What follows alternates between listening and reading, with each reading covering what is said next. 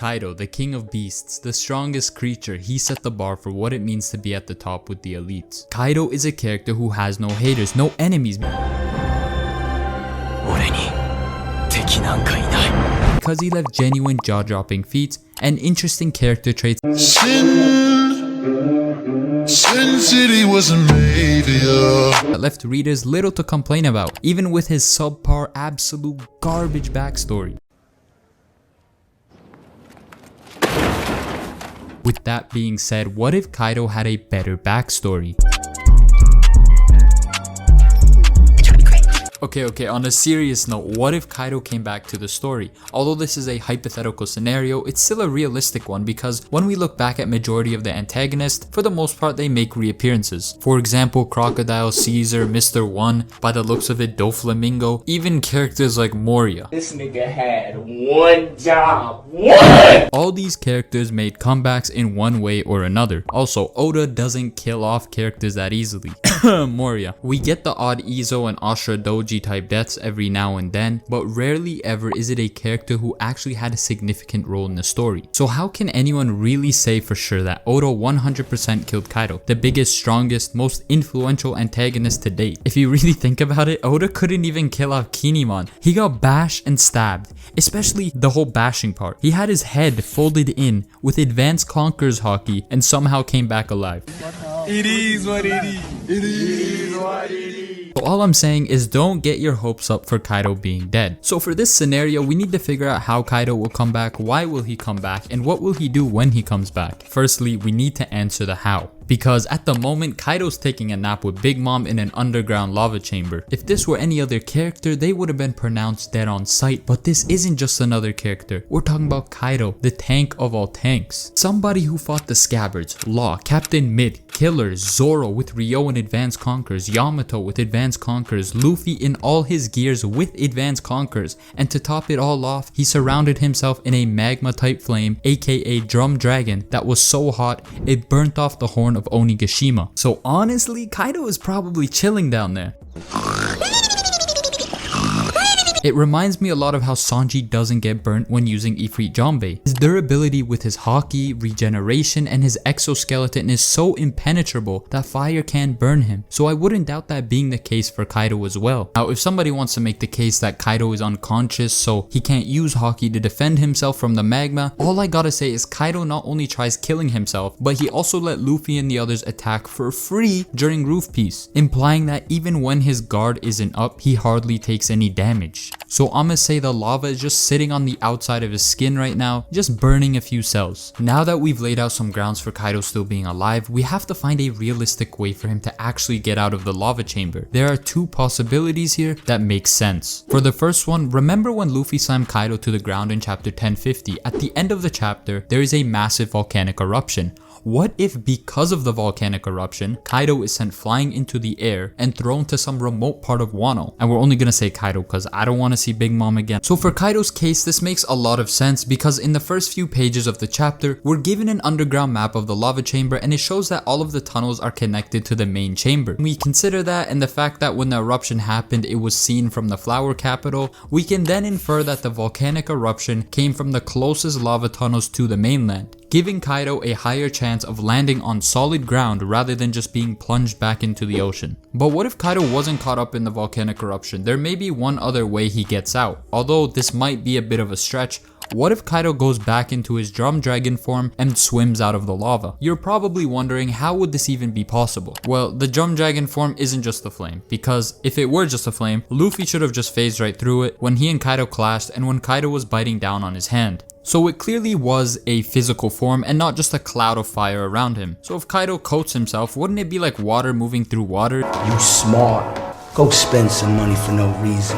His magma and the magma in the chamber mix together and make it extremely easy for him to swim out. But in my opinion, it makes more sense for Kaido to escape the first way. And if he comes back to the story in the future, it would be the most reasonable option that wouldn't leave too many readers confused. So once Kaido gets out, I think he's just gonna spend some time healing and getting his thoughts together. At this point, you might be asking, well, wouldn't Kaido just attack Wano again after he heals? Technically he could, and technically he's strong enough to recapture Wano by himself, but what's the point? Not only did he lose his entire army and his 3 commanders, King, Queen, and Jack. Yo, wait, what actually happened to Jack? Bro got mauled by a dog and just never reappeared after that. That's gonna have to be a question for another video. But anyways, Kaido also lost his reason to occupy Wano. And what do I mean by that? Well, throughout the Onigashima raid, we learned pretty early on that Kaido has somewhat of an obsession with Joy Boy. In chapter 10:14, after he defeats Luffy for the millionth time, Kaido looks frustrated because Luffy couldn't be Joy Boy. Then 22 chapters later in a flashback, King tells Kaido that he might be Joy Boy. So at some point in his life, he thought he was that guy. You're not that guy, pal. Trust me.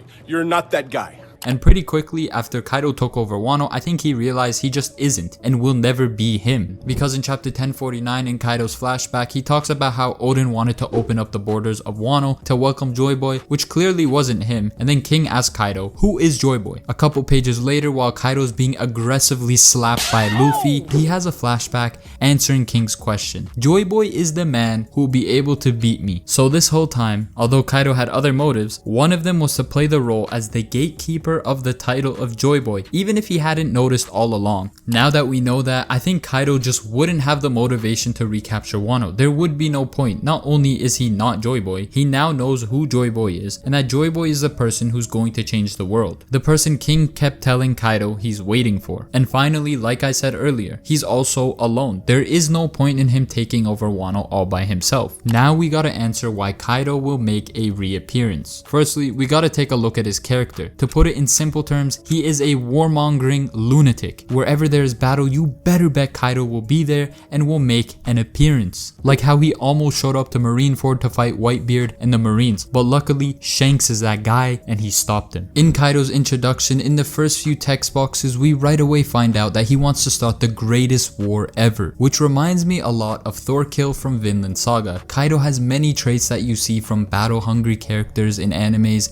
but I chose Thorkill because both of them have a certain level of code of honor. Both of them love war, both of them want to fight the strongest, and most importantly, both of them do not let outside forces from interfering with their 1v1s. When Kaido fought Oden in chapter 972, what did he do after the old lady pretended to be Momonosuke? He killed her. Once again, when Kaido fought Luffy and the CP0 member who I forgot his name interfered, what did Kaido do? He packed him up. Every time anyone messes with his opponents during his 1v1s, he doesn't blink an eye on killing that person.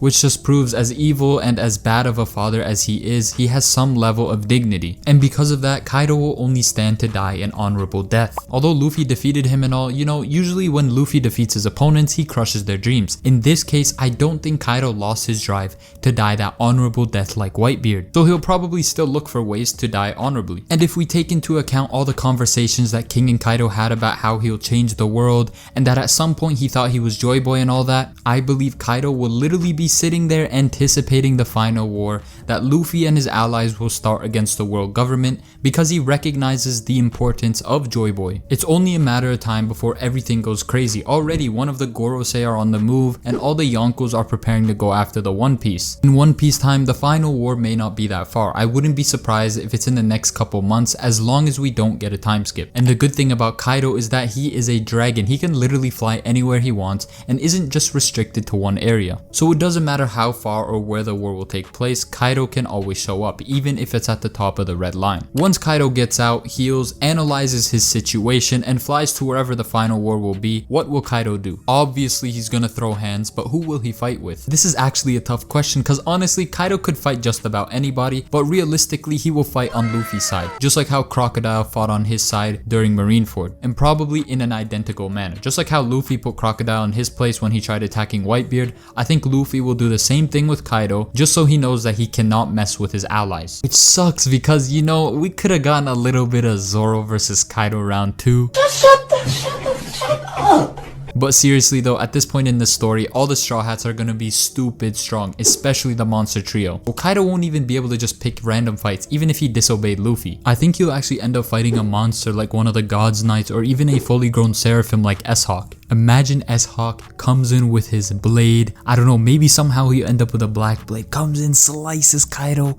I go crazy. Oh my god, bro, is dick riding all you do? Doesn't matter who he fights really, he has so many opponents. During the war, you'd see nothing but a menacing smile from Kaido while he's fighting to his heart's content. And what if after a little bit of time, Ymir, one of the top tier God's Knights, comes out, launches an attack so strong that nobody can block, but Kaido goes and sacrifices himself by putting his body in front of it. And then he dies the honorable death that he's been waiting for so long, but instead of him dying on the wrong side of battle, his dream becomes even greater than he could have imagined because he died for the greater good. Although he was a horrible person who did disgusting things to innocent people, this would be redemption for all the pain and hurt he caused, ending Kaido's character arc officially. And that's all for the video. Let me know in the comment section down below, what do you think would happen if Kaido came back? What would he do? Make sure to like, subscribe, and I'll catch y'all in the next one.